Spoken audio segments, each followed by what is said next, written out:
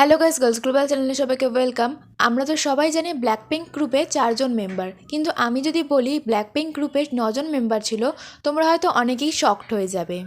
তো ওয়াইজি নিজের girls group launch করার টাইমে গ্রুপের নাম রেখেছিল নেক্সট গার্ল গ্রুপ, যেই গ্রুপটা এখন আমরা ব্ল্যাকপিঙ্ক বলে জানি। এই 9জন মেম্বার্সদের মধ্যে কারা কারা ছিল চলো জেনে নিই।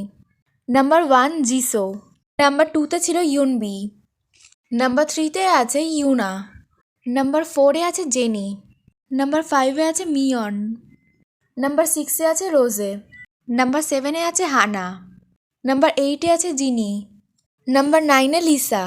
আর এদের গ্রুপ নেম রাখা হয়েছিল পিংপাং। পিংপাং গ্রুপের লিডার ছিল জেনি।